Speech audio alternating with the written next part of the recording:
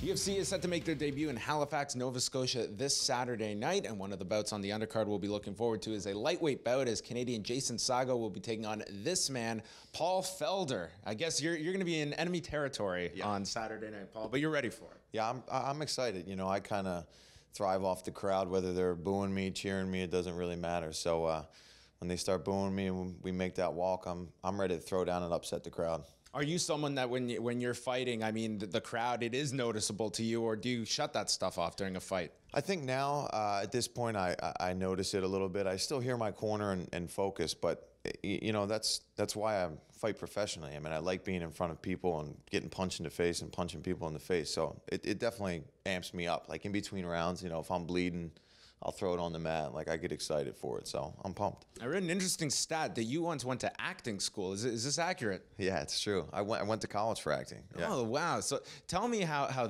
fighting transitioned out of that career path for you. I did martial arts since I was 12 years old. Like, you know, I'm a second-degree black belt in Taekwondo, karate. I did judo, and then, you know, I always competed in that. And acting was something that came later, and I kind of was just like, oh, I'll be a movie star, you know what I mean? I've always been one of those guys that just, I'm going to do that. And I went and did it.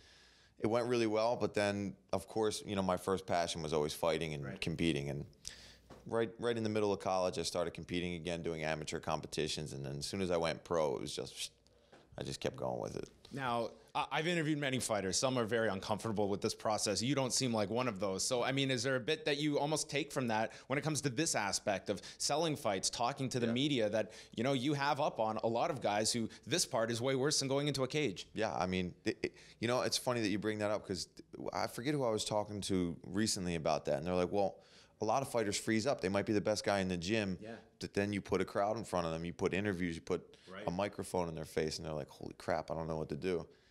I mean, I literally went to school for it, to be comfortable in public speaking and, you know, being on a stage. And the UFC is a stage. It's the biggest stage ever, so.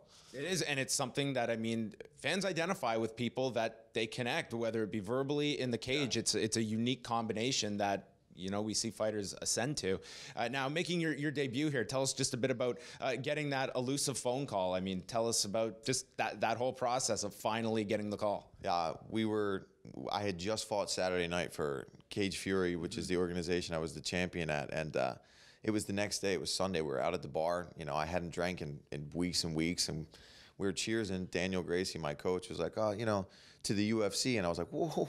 Hold up, what are you talking about? I was like, if we get into the UFC, he's like, no, you're in. And my manager pulled out the phone, and it was Joe Silva with, you know, all the details and stuff like that. And So had they like finalized it and they just left you in the dark? Yes, I had no idea. It was just, I mean, it happened that day. It was Sunday.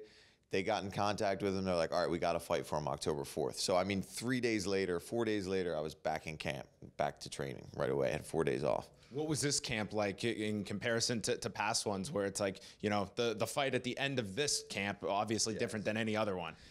It wasn't much different in training and training partners. I did go out to Albuquerque with Donald Cerrone, and I trained with him for 3 weeks, lived with him. You know, he's my boy. He's taken me out there 3 different times before. So as soon as I got the call, I was like, all right, let me step it up just a little bit and go get some hard sparring with Crazy Cerrone, man. He's a good guy, and he took care of me really well. And what did you think of his performance last weekend with Eddie Alvarez? You know, I knew he was going to win, and I told him, I'm from Philly. So it gave you some fear in the first round, I think. That's what I was just going to say. When he clinches up with him, I'm like, oh. And I talked to him the other day, and he's like, yeah. I was just like, not today, not today. And I'm like, oh, man, but you made us really nervous. But, you know, leg kicks came through, as they always do. Finally, let's just touch upon Jason Sago, what you have watched of him. Obviously, those in Canada very familiar with him. Great submission game. What are you expecting out of Jason on Saturday? He's tough. He's good. I mean, he's here for a reason. He's 1-0 in the UFC. But I think my takedown defense and my striking is what's going to be the difference in this fight. Not that he's well-rounded. You know, he's been training everywhere. But I think my intensity and my pressure is what's going to break him.